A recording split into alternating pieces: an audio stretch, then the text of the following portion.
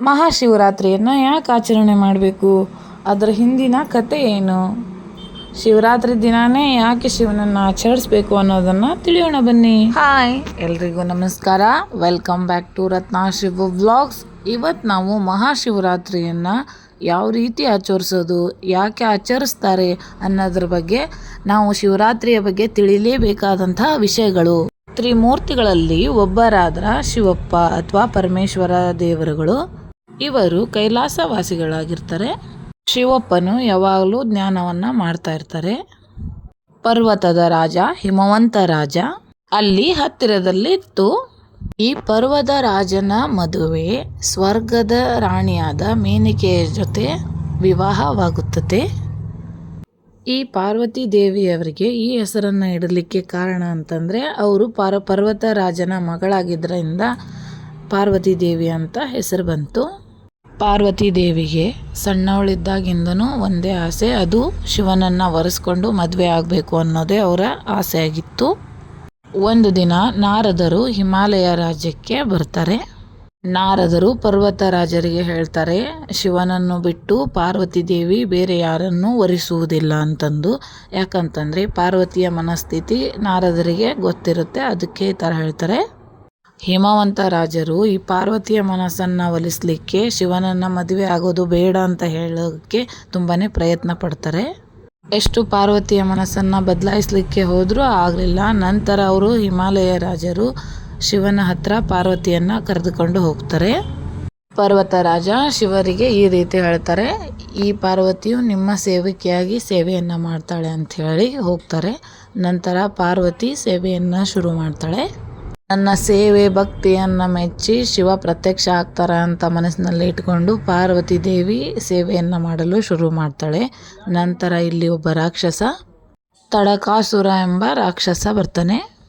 ಈ ತಡಕಾಸುರನ ಅಂತ್ಯ ಆಗಬೇಕು ಅಂತಂದರೆ ಶಿವನ ಮಗನೇ ಬಂದು ಇವನ್ನ ಅಂತ್ಯ ಮಾಡಬೇಕು ಅಂತಂದು, ಅದಕ್ಕೆ ಶಿವನು ಮದುವೆ ಆಗಬೇಕು ಅಂತ ಈ ರಾಕ್ಷಸನಿಗೆ ಗೊತ್ತಿತ್ತು. ನಂತರ ಈ ಎಲ್ಲ ವಿಷಯಗಳು ಬ್ರಹ್ಮರಿಗೆ ಗೊತ್ತಿತ್ತು. ಅದರಿಂದ ಅವರು ಪ್ರೀತಿಯ ಬಾಣವಾದ ಮನ್ಮಥನೆದುರಿಗೆ ಈ ಥರ ಹೇಳ್ತಾರೆ, ನೀವು ಶಿವನ ಮೇಲೆ ಪ್ರೀತಿಯ ಬಾಣವನ್ನು ಹಾಕಬೇಕು. ಇದರಿಂದ ಶಿವರು ಪಾರ್ವತಿಯ ಕಡೆಗೆ ಮನಸೋಲುತ್ತಾರೆ ಎಂದು ಬ್ರಹ್ಮರು ಮನ್ಮಥನಿಗೆ ಹೇಳಿರ್ತಾರೆ. ಅದಕ್ಕೆ ಮನ್ಮಥರು ತನ್ನ ಹೆಂಡತಿಯನ್ನು ಕರ್ಕೊಂಡು ಕೈಲಾಸಕ್ಕೆ ಬರ್ತಾರೆ. ಕೈಲಾಸದಲ್ಲಿ ಶಿವನು ಜ್ಞಾನಕ್ಕೆ ಕೂತಿರ್ತಾರೆ, ಪಾರ್ವತಿ ಸೇವೆಯನ್ನು ಮಾಡ್ತಿರ್ತಾರೆ. ಆಗ ಮನ್ಮಥರು ಪ್ರೀತಿಯ ಬಾಣವನ್ನು ಶಿವನ ಮೇಲೆ ಬಿಡ್ತಾರೆ. ಇದರಿಂದ ಶಿವಪ್ಪ ಕೋಪಗೊಂಡು ಮೂರನೇ ಕಣ್ಣನ್ನು ಬಿಟ್ಟು ಅಗ್ನಿಯಿಂದ ಪ್ರೀತಿಯ ರಾಜರನ್ನು ಕೊಂದ್ಬಿಡ್ತಾರೆ. ಭಗವಂತ ಕೊನೆಗೆ ಶಾಂತರಾಗ್ತಾರೆ. ಇದನ್ನೆಲ್ಲ ನೋಡಿರೋಂಥ ನಮ್ಮ ಪಾರ್ವತಿಗೆ ಒಂದು ವಿಷಯ ಅರ್ಥ ಆಗುತ್ತೆ. ಏನಪ್ಪ ಅಂತಂದರೆ, ಶಿವನನ್ನು ಒಲಿಸ್ಕೊಳ್ಳೋಕೆ ತಪಸ್ಸು ಭಕ್ತಿ ಇರಬೇಕು ಅಂತ ಅರ್ಥ ಆಗುತ್ತೆ. ಪಾರ್ವತಿ ಮಾತಾರವರು ನಿರ್ಧಾರ ಮಾಡ್ತಾರೆ, ಕಠಿಣ ತಪಸ್ಸಿನಿಂದ ಶಿವನನ್ನು ಒಲಿಸ್ಕೊಂಡು ಆ ದೇವರ ಅನುಗ್ರಹವನ್ನು ಪಡ್ಕೋಬೇಕು ಅಂತ ಅರ್ಥ ಆಯಿತು. ಆಗ ಒಬ್ಬ ಋಷಿಗಳು ಕೇಳ್ತಾರೆ, ಯಾಕೆ ಇಷ್ಟು ಕಠಿಣವಾದ ವ್ರತ ಮಾಡ್ತಾ ಇದೆಯಾ ಅಂತ. ಋಷಿಗಳಿಗೆ ಪಾರ್ವತಿ ತನ್ನ ಕಠಿಣ ವ್ರತದ ಹಿಂದಿನ ಕಥೆಯನ್ನು ಹೇಳತ್ಲೆ ಅವರಿಗೆ ಆಶ್ಚರ್ಯವಾಗುತ್ತೆ. ಆಗ ಋಷಿಗಳು, ಶಿವನನ್ನು ನಂಬಬೇಡ, ನಿನ್ನಟ ಸಮಯವನ್ನು ಆ ಶಿವನ ಮೇಲೆ ಹಾಕಬೇಡ ಅಂತ ಹೇಳ್ತಾರೆ. ಋಷಿಗಳು ಈ ರೀತಿ ಹೇಳೋದ್ರಿಂದ ಪಾರ್ವತಿಗೆ ಋಷಿಗಳ ಮೇಲೆ ಕೋಪ ಬರುತ್ತೆ.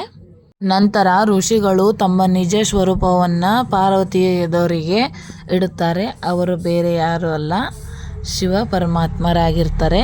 ಅವರು ಪಾರ್ವತಿಯನ್ನು ಪರೀಕ್ಷಿಸೋಕ್ಕೋಸ್ಕರನೇ ಋಷಿಗಳ ರೂಪವನ್ನು ತೆಗೆದುಕೊಂಡು ಪಾರ್ವತಿಯ ಪರೀಕ್ಷೆಗೆ ಬಂದಿರ್ತಾರೆ. ಈ ಋಷಿಗಳ ವೇಷ ಪಾರ್ವತಿಗೆ ತುಂಬಾ ಇಷ್ಟ ಆಗಿತ್ತು. ನಂತರ ಶಿವಪ್ಪ ಪಾರ್ವತಿಯನ್ನು ಮದುವೆ ಆಗಲು ಒಪ್ಪಿಗೆಯನ್ನು ಸೂಚಿಸಿದರು. ಈ ವಿಷಯವನ್ನು ಸಪ್ತ ಋಷಿಗಳು ಪಾರ್ವತಿಯ ತಂದೆಯಾದ ಪರ್ವತರಾಜರಿಗೆ ತಿಳಿಸಿ ಇವರಿಬ್ಬರ ವಿವಾಹವನ್ನು ನೆರವೇರಿಸ್ತಾರೆ.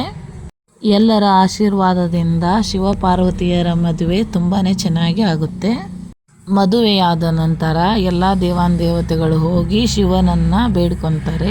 ಯಾಕಂತಂದರೆ ಮನ್ಮಥ ರಾಜನಿಗೆ ಮತ್ತೊಂದು ಮರುಜೀವವನ್ನು ಕೊಡ್ರಿ ಅಂತಂದು ಬೇಡ್ಕೋತಾರೆ. ಇದು ಬ್ರಹ್ಮದೇವರ ಆದೇಶದಂತೆ ಅವರು ನಿಮ್ಮ ಮೇಲೆ ಪ್ರೇಮ ಬಾಣವನ್ನು ಬಿಟ್ಟಿದ್ದಾರೆ ಎಂದು ತಿಳಿಸ್ತಾರೆ. ಅದಕ್ಕೆ ಶಿವನು ಮತ್ತೊಮ್ಮೆ ಅವರಿಗೆ ಮರುಜನ್ಮವನ್ನು ನೀಡಿ ಆ ಮನ್ಮಥ ರಾಜರನ್ನು ಜೀವವನ್ನು ಕಾಪಾಡ್ತಾರೆ.